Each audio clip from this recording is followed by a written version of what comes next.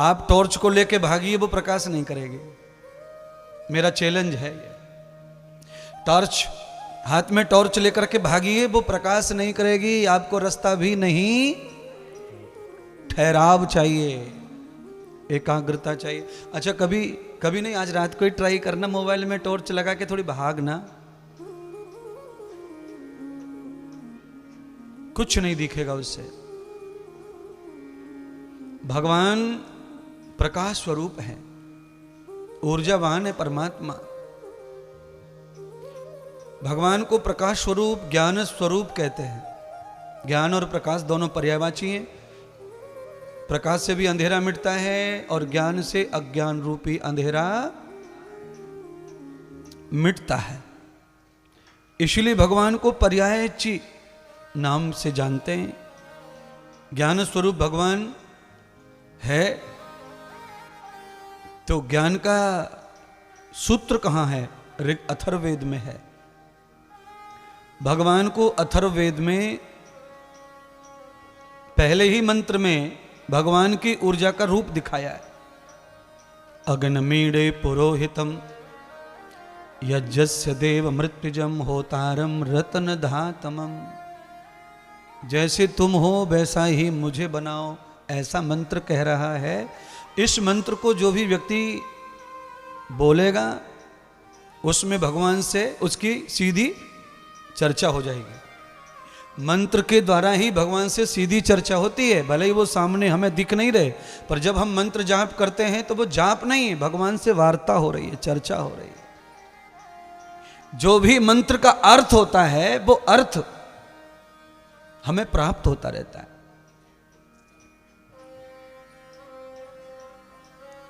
कोलू के अंदर गन्ना कैसे डालते? कोलू में यूं डालते हैं। अच्छा, उसका जो रस है वो कैसे निकलता है फिर? गन्ना यूं डाला जाता है, रस यूं निकलता है। क्यों रस क्यों निकलता है? क्योंकि रस में बहने की ताकत है। रस जो है द्रव्य है। रस क्या है? द्रव्य। ये मैं ही बताऊंगा तो ही समझेगा। द्रव्य माने तुम नहीं बता सकते द्रव्य माने क्या होता है। द्रव्य माने दूध, घी, रस, ये द्रव्य है। सोना, चांदी, लोहा, ये द्रव्य है। जो चीज पिघल के बहने लग जाए उसको द्रव्य कहते हैं। वस्तु किसको कहते हैं? वस्तु कहते हैं कुर्सी, टेबल आदि आदि। पदार्थ कहते हैं अन्न आदि को। ये विश्लेषण इसी व्यासपीठ पे हो सकते हैं और कहीं नहीं मिलेंगे। ये आपकी नजर में तो ये सब वस्तु है, पर मेरी नजर में ये वस्तु नहीं है। आपकी नजर में तो किचन में रखा सामान भी सब वस्तु है, पर मेरी नजर में नहीं है, वो पदार्थ है। पद अर्थम न कृतम मूलः। लोहे को खा नहीं सकते ना, इसीलिए उसका अर्थ भी मिलने वाला। जो चीज खाकर तृप्त कर दे, भूख मिटा दे, उसको पदार्थ कहते हैं। क्या कहते हैं आचार्य जी? पद अर्थम मूलस्य कृतम। वस्तु वह है जो ठोस रहे, जड़, जिसमें कभी परिवर्तन न देखा। अच्छा, कुर्सी में क्या परिवर्तन देख सकते हैं? वो टूट जाए तो भी कुर्सी रहती है। कुर्सी का एक पाया टूट जाए तो वो क्या हो जाती है बताओ जरा? नाम बदल जाता है उसका। टेबल का पाया टूट जाए तो, टेबल पुरानी हो जाए तो नहीं। और हम और तुम पुराने हो जाए तो हमारा नाम बदल जाता है, हम बाबा हो जाते हैं। 16 साल का कोई बाबा होता है? नहीं। अपने आप ही घुटना टूट जाए, पैर टूट जाए तो हम लंगड़े हो जाते हैं। लोग हमें लंगड़ा ही कहते हैं, पर कुर्सी टेबल का लंगड़ा नहीं कहता कोई से। भैया टेबल पे मत बैठना, इसका पाया टूटा हुआ, ये कहते हैं। इस पे मत बैठना, लंगड़ी है ये, ऐसा कोई नहीं कहेगा। अच्छा, आज क्लियर हो गया। 3 चीजों का नया ज्ञान मिला है। द्रव्यम न कृतम मूलस्य व्याधिम। गन्ने का जो रस है वो द्रव्य है, वो बहता है, जिधर नीचा होता है उधर भागता है बिना गाड़ी के। उसी स्टाइल से बनाया जाता है गन्ने का रस निकालने वाली मशीन को।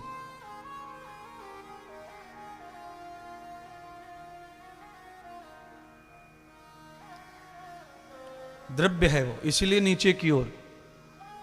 पदार्थ में परिवर्तन होता है, रूप बदलता है। अन्न पदार्थ में आता है, इसलिए रूप बदल लेता है। अन्न के समोसा बना लो, कचौड़ी बना लो, पराठे बना लो, चीला बना लो, मालपुआ बना लो, बड़ी बना लो, गोल पुआ, चौड़े पुआ, टेढ़े पुआ, जो चाहो सो बनाओ। बनाने वाले की बुद्धि पर निर्भर करता है कि आटे को कौन सा हाल करना है।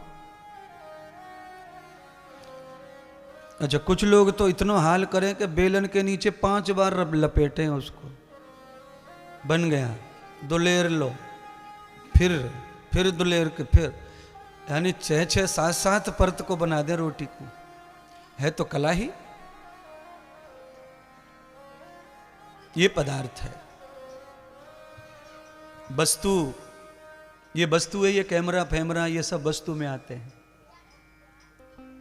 कैमरा ही कहूं, कैमरा कह दिया तो बिगाड़ देंगे छोरा है। वो बोलेंगे ले फिर कैमरा को रिजल्ट ले ले।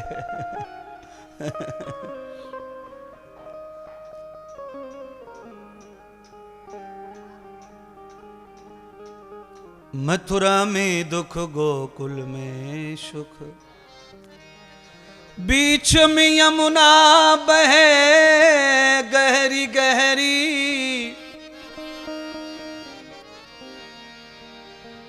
बीच में यमुना बहे गहरी गहरी।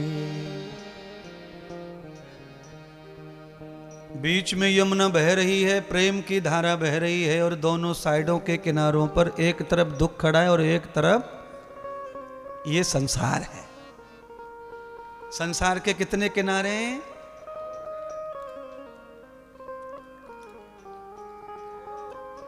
नेता जीत को इंद्रदेव, कोई जीत जाए तो ऐसे ऐसे करते हैं, और हारा हुआ कुछ नहीं करता है। जीते वालों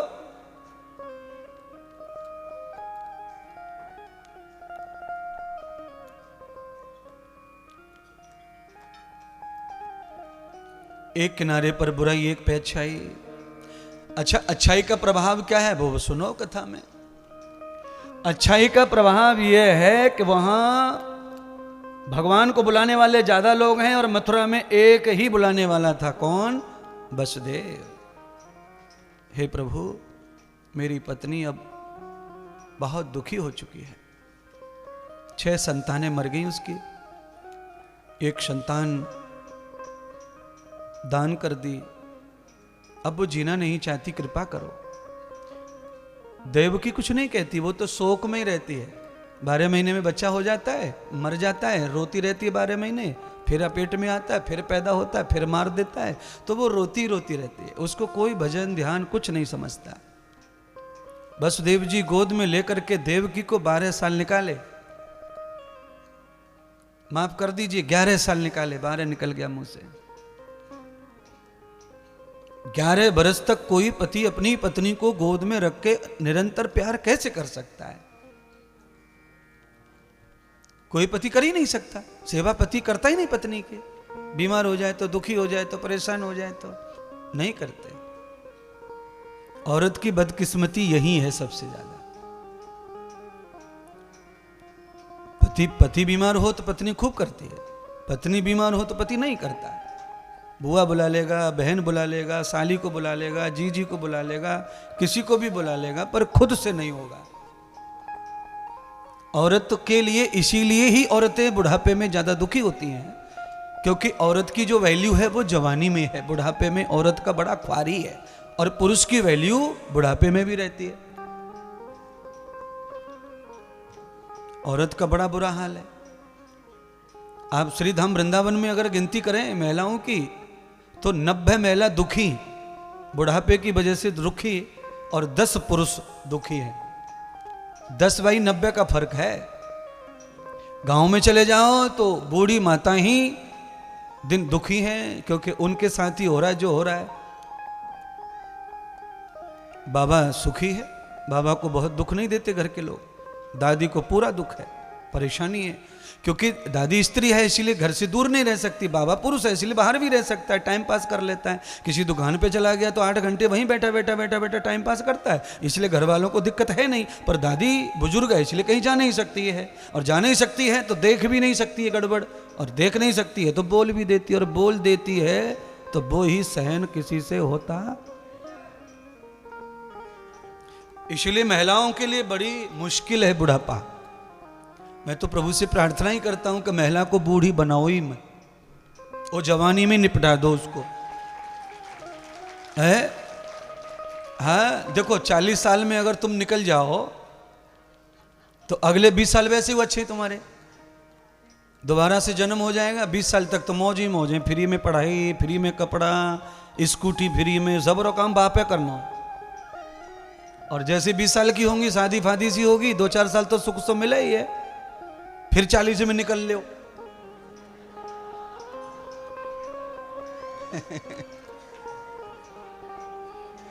पर ये महिला इतनी बेकार जात है, दादा मरनो चाहे गो पर दादी मरनो चाहत मरनो नहीं चाहे।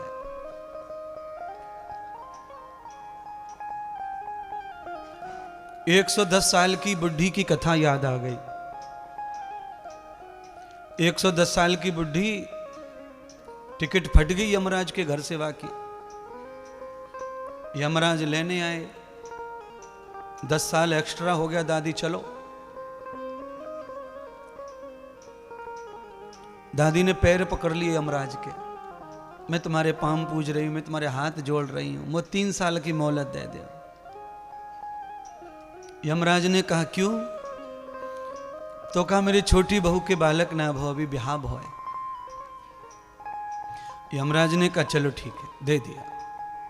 3 साल के बाद फिर यमराज आए, अब बोलो 13 साल ज्यादा हो गए।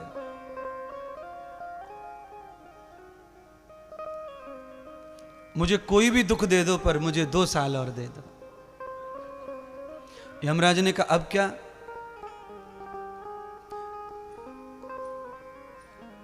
मेरे बड़ी बहू का बेटे को ब्याह है, मैं बस आखिरी ब्याह देख लूं और फिर कौन मरे कौन जीवे।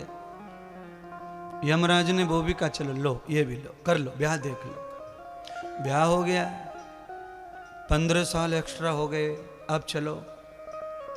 दादी ने फिर ऑफर दिया, अब ज्यादा नहीं है, खाली 9-10 महीने की बात है, सोने की सीढ़ी मिल जाएगी मोको, स्वर्ग में चढ़वे को, इसलिए मैं पोते के बच्चे का मुंह देखना चाहूं। कोई भी दादी ऐसी नहीं है जिसको पोते के बच्चे का मुंह ना देखना हो। यानी ये बच्चों के मुंह देखने से जिनको पेट ना भरे। कितने अपने कर लिए, बेटे के हो गए, छोरी के हो गए, अपनी सब बहनन के देख लिए, भैयन के देख लिए, पर और मुंह देखूं और अरे मैं ये कहता हूं कि भगवान का मुंह देख ले, काहे को इनके चक्कर में पड़ रही है लहसुन प्याज खाने वालों के।